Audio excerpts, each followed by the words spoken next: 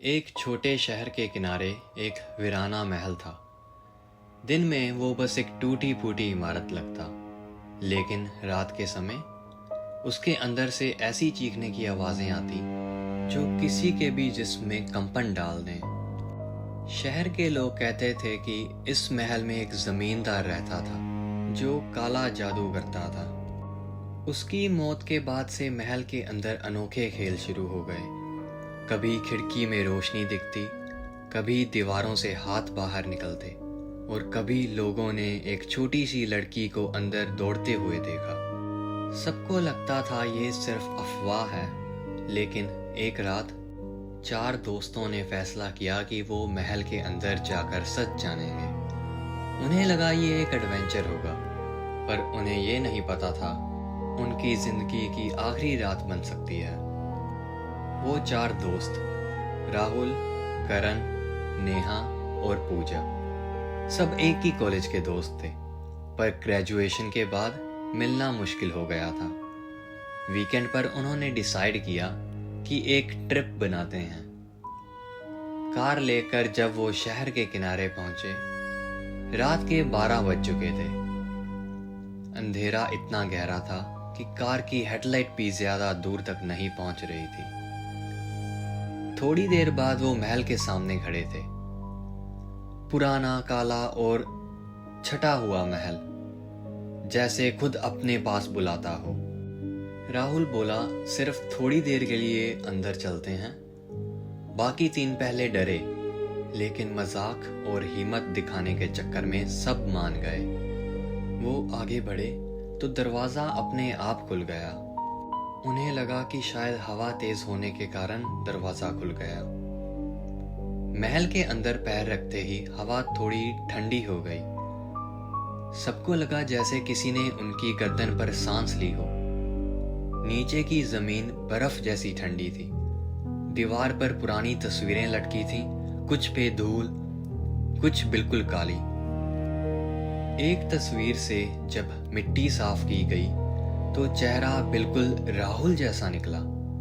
सबका जिस्म कांप गया, पर राहुल हंसता रहा, बोला कोइंसिडेंस होगा। उन्हें लगता था सब नॉर्मल है, पर महल के अंदर जो हो रहा था वो नॉर्मल नहीं था। महल के अंदर एक अजीब सी बात थी। जैसे जैसे वो आगे बढ़ते गए, पीछे के रास्ते बंद होते गए। दरवाजा जिससे वो अंदर गए थे अब गायब हो चुका था। नेहा ने बोला, ये सब इम्पॉसिबल है, पर उसकी बात पूरी भी नहीं हुई थी कि एक कमरा अपने आप खुल गया। अंदर एक झूला था। झूले के नीचे एक लाल टेडी बियर रखा था, जिसकी गर्दन टेढ़ी थी, और बिना हवा के भी वो झूला धीरे धीरे हिल रहा था। पूजा ने टैडी को छूने के लिए हाथ बढ़ाया। जैसे ही उसने टैडी उठाया, महल का पूरा फ्लोर हिल गया।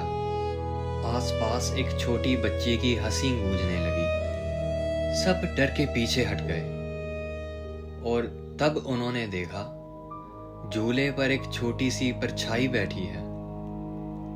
बस एक पल के लिए, और फिर गायब। करण ने टॉर्च झूले पर डाली।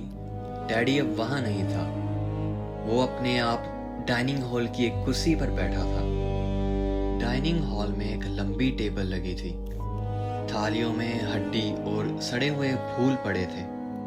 कुर्सियां पहले खाली थीं, पर धीरे धीरे वहां परछाइयां आने लगी, और वो परछाइयां सब एक साथ चारों दोस्तों की तरफ मुड़ गई। उनमें से एक परछाई उठकर सीधा नेहा की तरफ बढ़ने लगी। उसने चीखने की कोशिश की, लेकिन उसके मुंह से आवाज ही नहीं निकली। राहुल ने उसे खींचकर पीछे किया। तभी डाइनिंग हॉल की रोशनी बुझ गई। अंधेरा छा गया, और बस एक बच्ची की चीख गूंजती रही। अब चारों भागने लगे। उन्होंने खिड़की तोड़ने की कोशिश की, लेकिन हर खिड़की के पीछे एक और कमरा था। महल जैसे उन्हें अंदर और अंदर खींच रहा था। सीढ़ियां नीचे ले जाती गईं। नीचे एक बड़ा हॉल था जिसमें एक बड़ी कुर्सी रखी थी। उस कुर्सी पर एक आदमी बैठा था। उसका चेहरा काला पड़ा था, लेकिन आंखें लाल जल रही थी। वो आदमी अपना हाथ उठाता और जैसे पूरा महल उसके हुक्म में चल रहा हो। तस्वीरें हिल रही थी, झूले तेज चलने लगे और दीवारों से खून टपकने लगा। करण ने जोर से चिल्लाया और बोला, हमें निकलना होगा। पर तभी सामने एक आईना आ गया। आईने में चारों दिख रहे थे, लेकिन उनका रिफ्लेक्शन बिल्कुल उनकी तरह हिलजुल नहीं रहा था। रिफ्लेक्शन ने एक अजीब सी हंसी की और सब एक साथ बोले, तुम यहाँ आए हो, अब तुम कभी नहीं जाओगे। नेहा आंखें बंद कर प्रार्थना करने लगी और जब उन्होंने आंखें खोली तो राहुल का रिफ्लेक्शन आईने से बाहर आ गया और असली राहुल की गर्दन पकड़ ली। सब चीखने लगे, भागने लगे, पर जहां भी जाते आईना सामने आ जाता और हर आईने में अब 4 नहीं 5 चेहरे दिखते, जिसमें सिर्फ अंधेरा था। एक पल के लिए सब खामोश हो गए। फिर एक जोर का धमाका हुआ और रोशनी बुझ गई। अगले दिन लोगों को महल के बाहर एक छोड़ा हुआ टैडी मिला।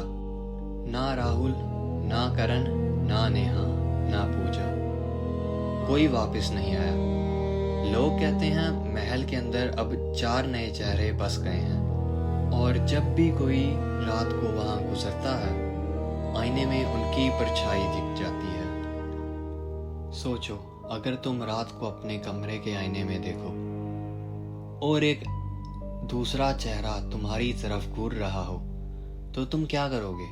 क्या वो तुम्हारा खुद का रिफ्लेक्शन होगा या वो श्रापित महल का बुलावा? याद रखना, कुछ आईने सिर्फ तस्वीर नहीं दिखाते, कुछ तुम्हें अपनी दुनिया में खींच लेते हैं।